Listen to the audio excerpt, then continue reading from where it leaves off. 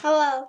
Welcome to Bunnyfish Crafts. I'm your host Heather, known as Bunnyfish on Revelry, Instagram, and YouTube. Today is Monday, the 15th of June, 2015, and this is episode 133, Procrastiknitting. Grab some sticks and string and come sit with me. How was your week? Our week was good and busy, and so I have all this knitting that I wanted to get done for the ZK, and what have I done? Anything but. I'm sure you can tell that the background is different. I completely rearranged my room and both of the kids' rooms and deep cleaned all three rooms because, I have things I want to get done. So, of course, I do other things. The craft along, all the small things, is going super good. You guys are amazing. And I actually did some small things this week. I'm excited. I love seeing everything you guys are doing, though. It's super inspiring. Super inspiring. So, what did I work on this week? Well, I finished the Demon Enough for Her shawl by Lisa Tomko. I made that using 716 Knit Solo 2 in Little Miss Stable. And when you make the pattern, it calls for a skein of fingering weight. I don't know exactly what yardage it calls for, but the Solo 2 has 420 yards in it, and this is what I have left. So it feels like you're going to run out of yarn. But if you have 420 yards, you'll be good. So that's what I have left, and I don't even know how many yards this is, but it's not a lot of yarn. It squishes up into a ball that size. I used US size 6 4.0 millimeter needles, and the pattern is really, really well written. It's released on Ravelry. Go over and check it out. The yarn is super, super nice. I was saying last week how it's a single, which it is. It's a single ply yarn, and it stands up to a lot of frogging because I have user error. So if you're looking for a single, I have to be fair, I haven't used much single yarn, so I can't say a ton about it. Like, I can't compare it to other singles out there, but Josh has told me that he prefers this Solo 2 base over Tosh Merino Light. So I don't know for sure because I haven't used Tosh Merino Light, but yeah, this is really, really nice single, and this color is ba-bam in your face. I am kind of counting this is like an in-between finished object and work in progress because it is my Delancey cardigan, and it is not finished yet, but I will show you why I'm kind of considering it a finished project. So let's see, where was I last week?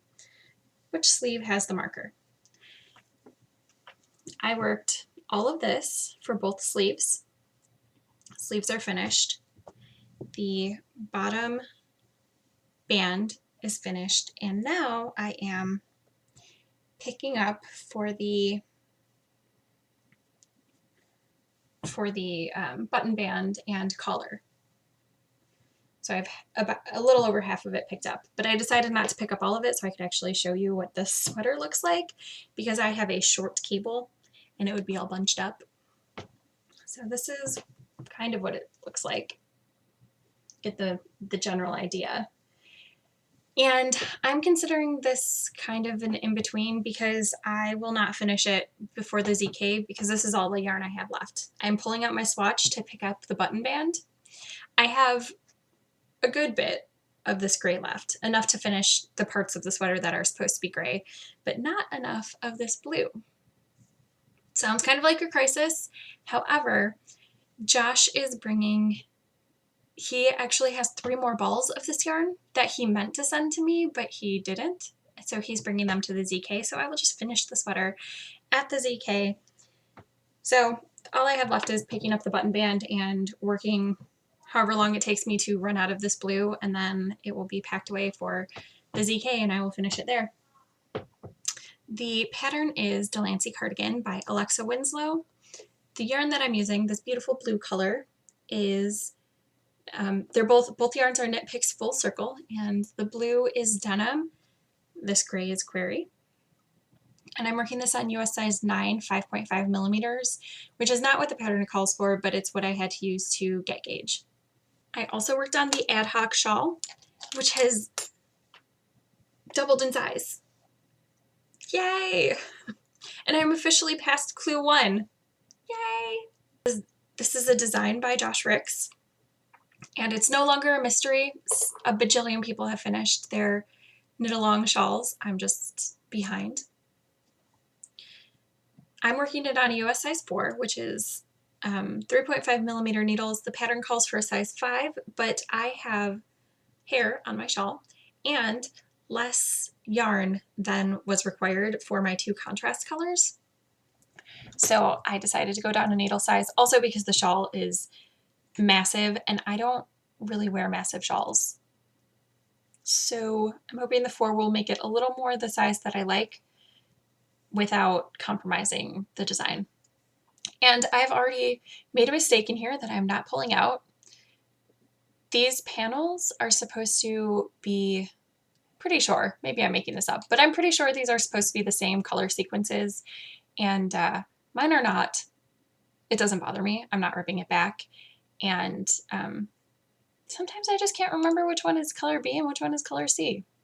It doesn't matter. They're close enough, and I don't mind the mistake. I think it looks fine. So I'm keeping it.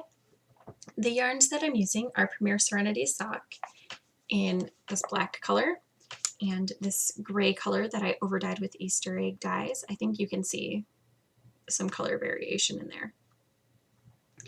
And this is Knit Picks Stroll Tonal in Canopy.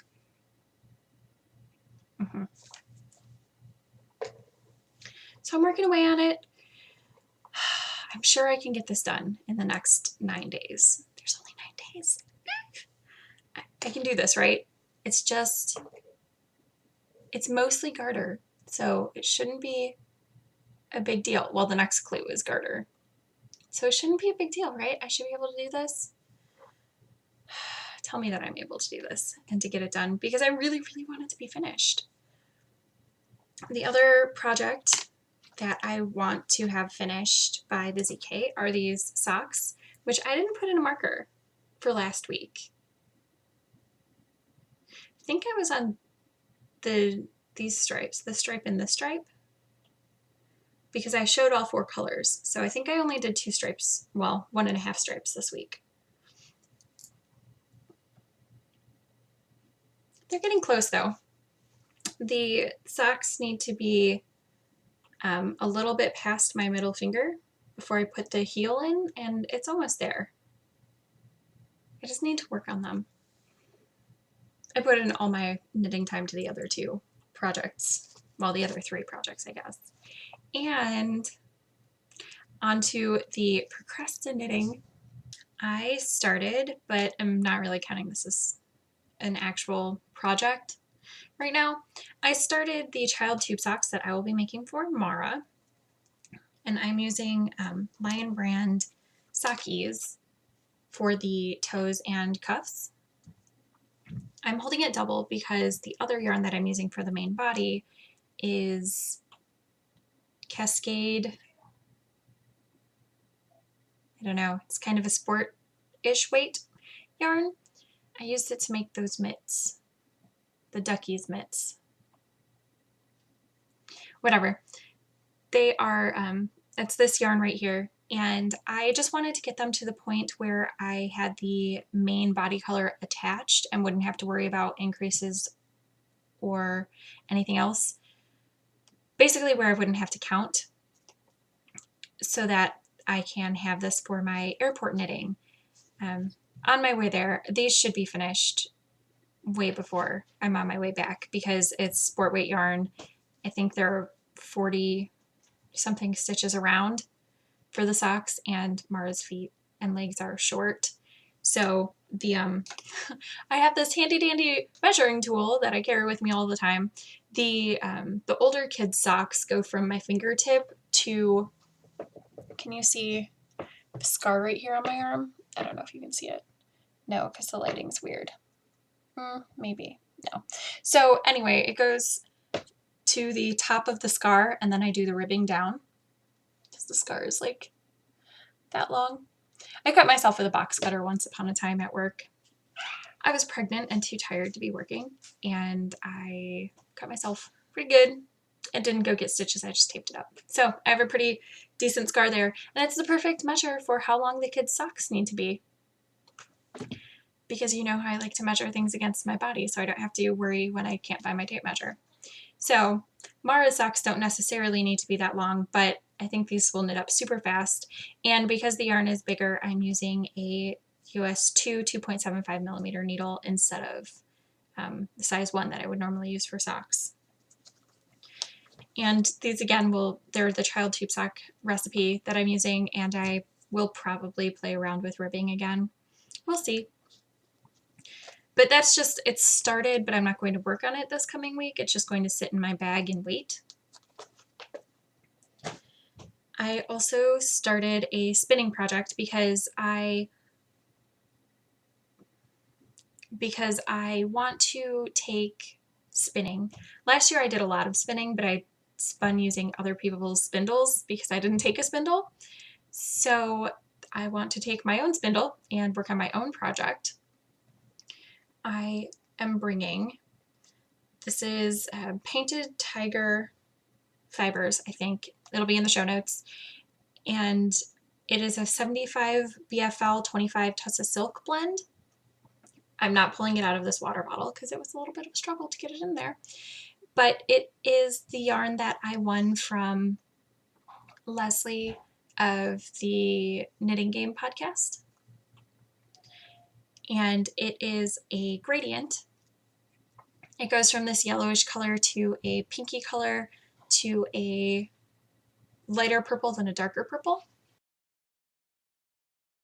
And I am using a drop spindle that is pretty short. It's got a pretty short shaft, and I'm hoping that it makes it through airport security, because if it doesn't, that will be really sad, but that's why I didn't put a lot on it. I would rather give up my spindle than give up my spinning project. It's a spindle I got in a swap that I imagine the person made. It's got a bead and some rubber grommet thingies, and it's not super secure, but it spins fine. And it's spinning thin, which is good because I want to I want to Navajo ply this on itself to keep the gradient. I don't know what I want to make with it. I just want to make the yarn. But it works perfectly. I picked up this bottle at the dollar store yesterday, and my spindle, the bead just fits inside the mouth of it. So it just fits.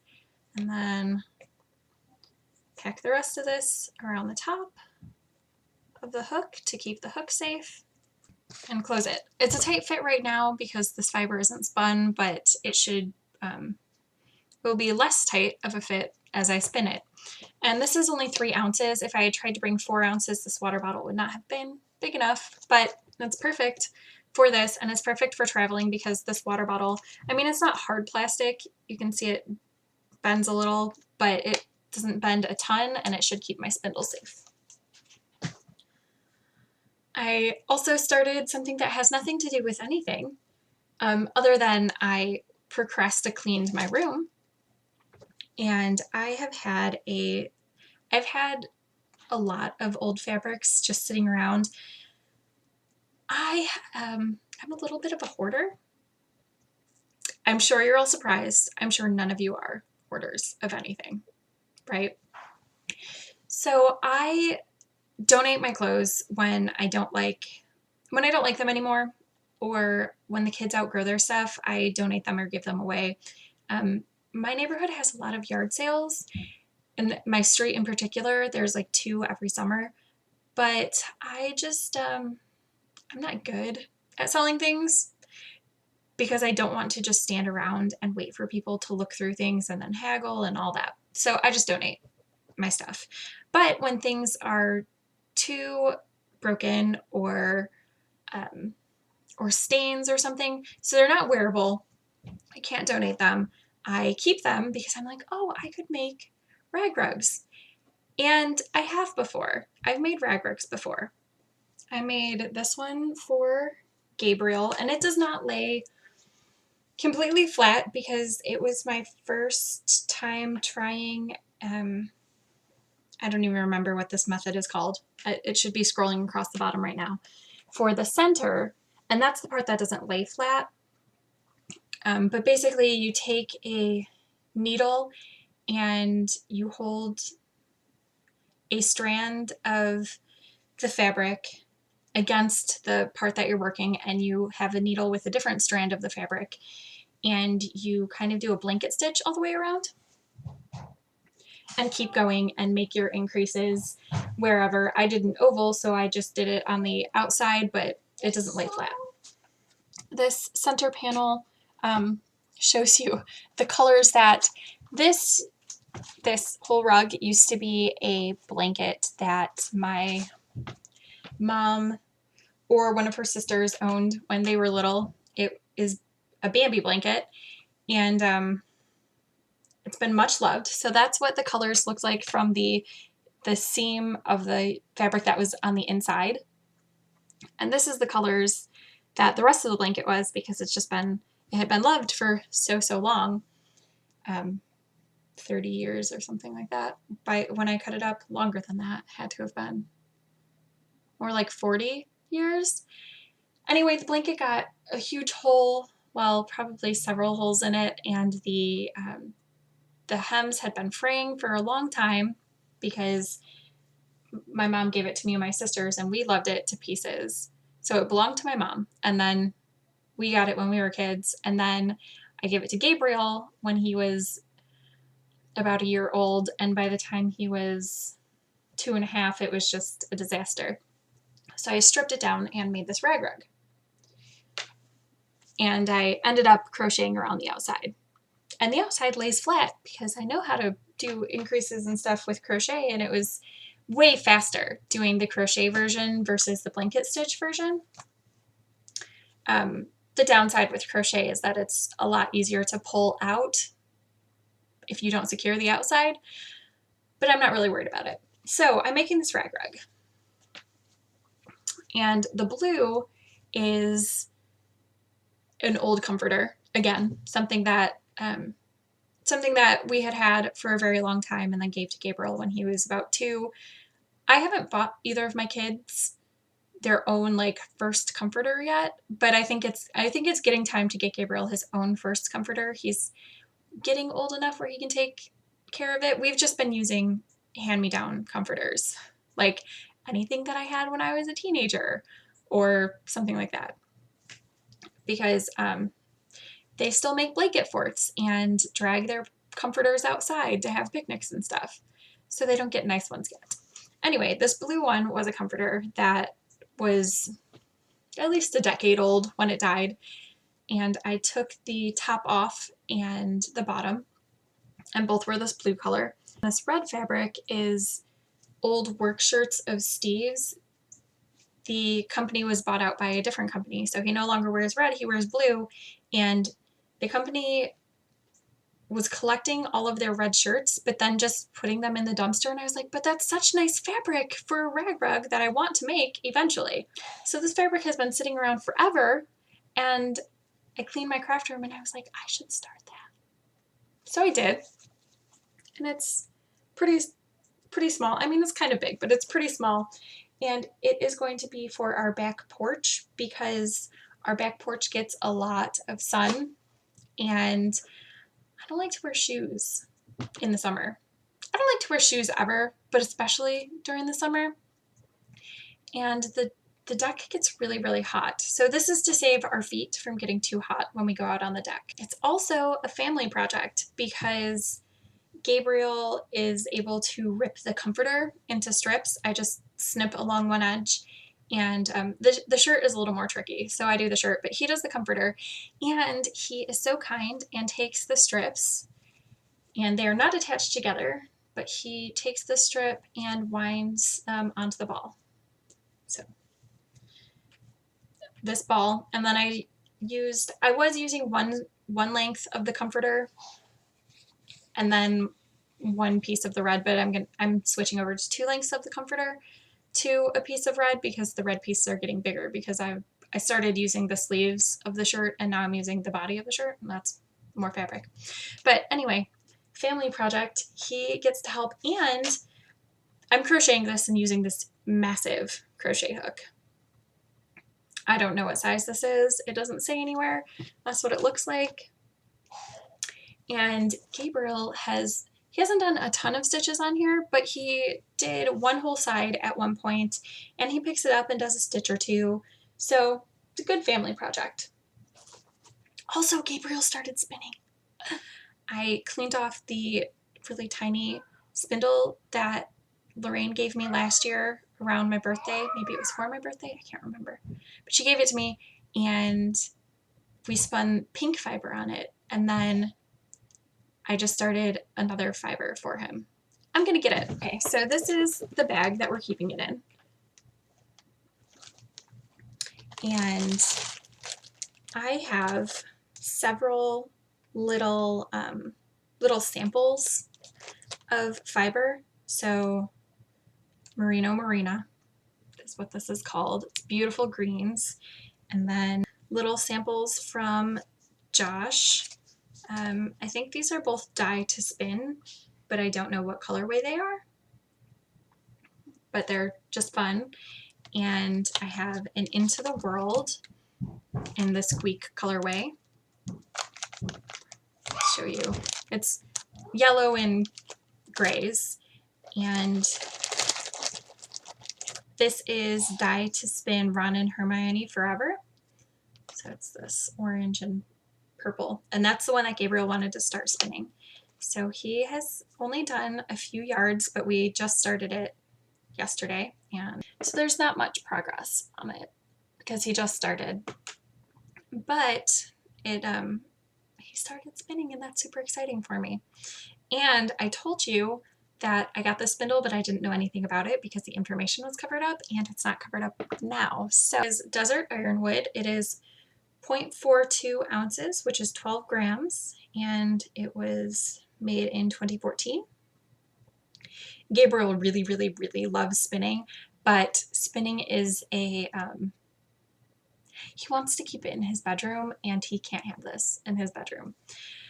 So what I do is I let him take the fiber and the spindle in his bedroom and spin on it, but then he has to bring it back when he's finished, and we put it away. So I'm super excited that he's really, really excited about spinning on the spindle. And I think what I'm going to do is I'm going to have him spin all of these little samples, and then I will ply it with probably just some brown, and then have him make a monster, knit or crochet, whichever I feel like he's going to be more into, so that he can have his own hand-spun, handmade toy, probably a dragon.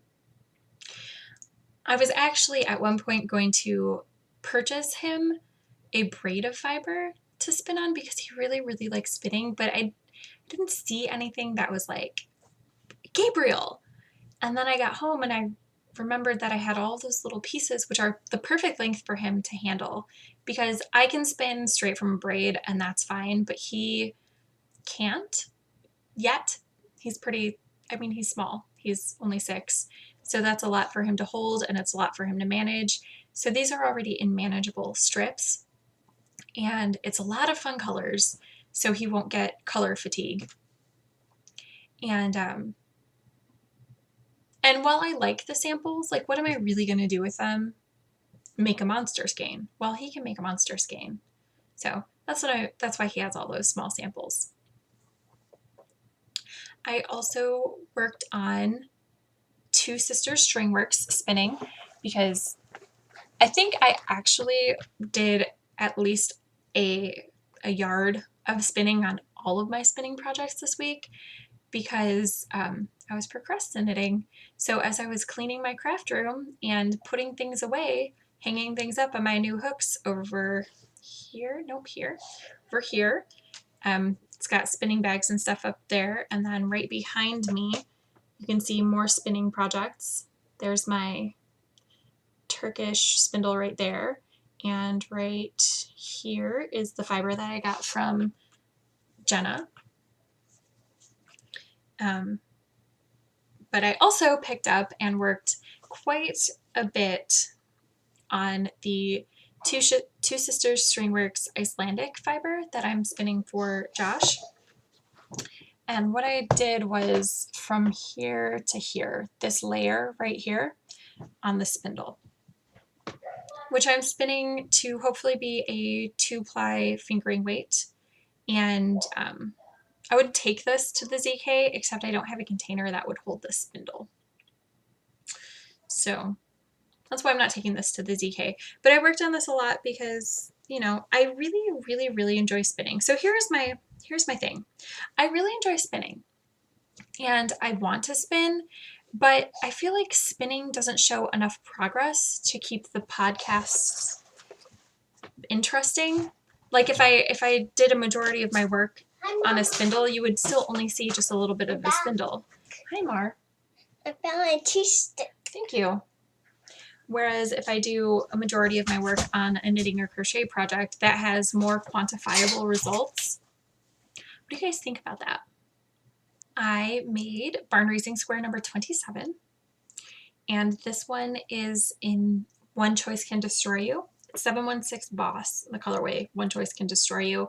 It was the club colorway for February of the Divergent Club, and I used this to design the cowl, the Scaling the Stronghold cowl. So I made myself a square, which worked up really fast because it's DK instead of fingering. And I also made a hexapuff using that yarn because I am giving the leftover remnants of the skein to Haley from the Knit Two Together podcast because she is making a blanket out of only 716 knit Boss. So I wanted to have a square in my blanket and I wanted a hexapuff, but I don't need those leftovers. So I'm giving her, it's not a lot. I think after the square and the hexapuff, there's probably 12 grams of yarn left over. But Haley is also totally cool making Franken squares. So she can use those 12 grams to make part of a square. I have been reading a lot this week. I finished a book called Dragon's Oath, which I don't think I had started last week, by PC and Kristen Cast. It is a novella that takes place in the, I can't even remember the series now. It's about vampires, and the way that you know that you're a vampire is it's not caught by a bite or infection or anything like that. When you are a teenager, you're marked. I think that's what the first book is called in the series, Marked. And it's a crescent in the middle of your forehead, and then you become a fledgling. And you're taken into vampire society and trained. And if you make it through being a fledgling, which not everyone does, then you end up with a tattoo band coming out from the crescent. And I think it can go down your face too, but it's mostly like a band, and it can go down on your cheeks and whatever. It's very interesting. I read the series through 2011, I think. I read all of the books that had been published. And then I just stopped because I had been reading my friend Melissa's copies, and then I wasn't by Melissa anymore, so I couldn't just borrow her copies, and I didn't keep up with it. I don't even know if the series is still going on. But I did see that book, and I was like, oh, I'll read the novella because I'm sure that I've read the books up to that point based on publication date. I just don't know if I've read books after it. I also finished Wither, and I almost started the second book in the trilogy. It's the Chemical Garden trilogy. And I said the author last week. I don't remember their name. It's in the show notes. But I didn't. Instead, I picked up a different book that I had checked out from the library called Sweet Venom by Tara Lynn Childs. And when I checked this out, I checked out the second book also, so I'll be reading that in the near future. This book is about, so far, I'm about a third of the way in, maybe a little more than a third. It has two main points of view. The chapters change. Not every chapter, it doesn't flip-flop every chapter, but every chapter is told from a certain character's point of view. And so far, we have met Grace and Gretchen, who might be twins who are separated. And they were both in foster care systems. And there is a third character named Greer, who I haven't met yet.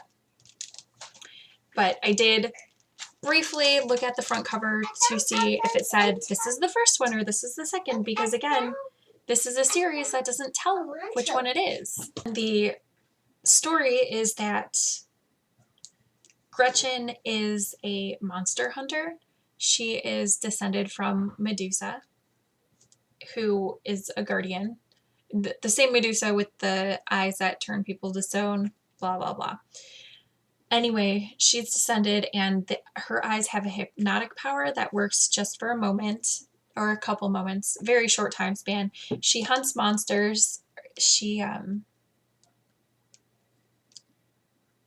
hunts monsters around San Francisco, but that's the only place, like that's where the opening between the worlds is, so that's where they are. They're not all over the place, so it's okay for her to be localized to San Francisco. And then Grace and her family lived somewhere else, but she got into a high school, a private high school that you have to apply for and things in the San Francisco area. So they moved to San Francisco, and then things start going crazy because now Grace can see the monsters when she's never seen them before because they didn't live around her. And she and Gretchen just met. That's where I am in the book. I don't think that's too spoilery. If I spoiled that for you, I'm sorry. Yeah, it's just really, I'm all about Greek mythology, so that's super, super fun. The playaway this week, because the kids and I, we go to the library, and Gabriel's new thing is the playaway viewers. So the playaway viewer this week, he didn't see anything that he liked, so I picked out which one he was going to get, and it was Greek mythology. And we brought it home, and he was like, Mom, I don't like this one. And I was like, how do you know you don't like this one? You haven't even tried it. He was like, I don't like that story. That's going to be so boring. That's his new thing. This is so boring. When did my 6-year-old turn into a 16-year-old? So I was like, well, you don't have to watch it. I'll watch it. So he sat down next to me, and he was like, fine, I won't watch it. I'm just going to sit with you for a minute, and then I'm leaving. I was like, okay. I started playing it, and it got through the intro, which was kind of dry, and got into the story, and then he watched the whole 2 hours of Greek mythology.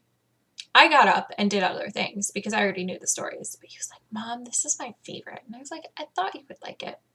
Anyway, this has Greek mythology in it.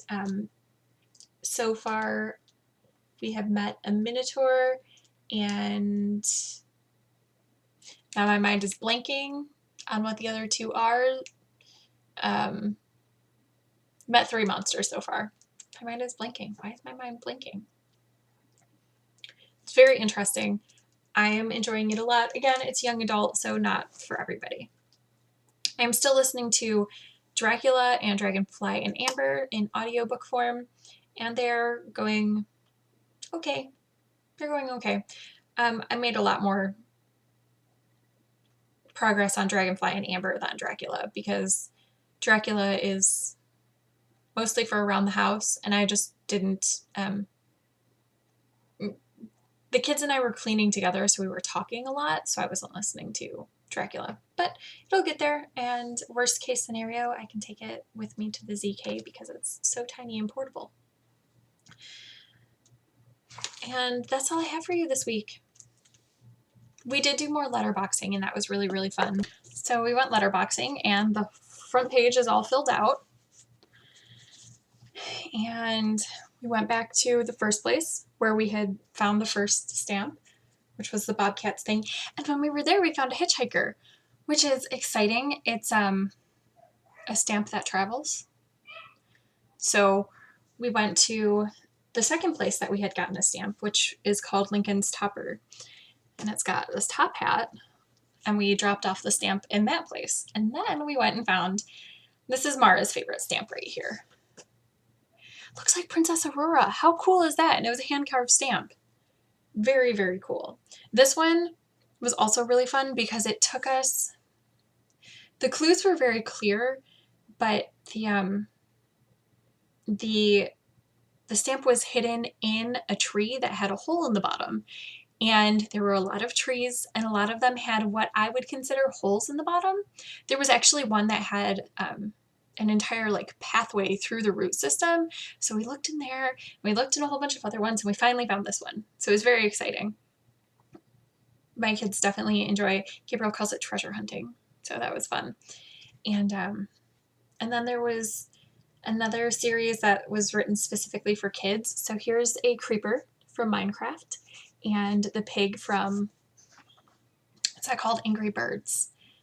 And that's how many we've gotten. But it was really exciting.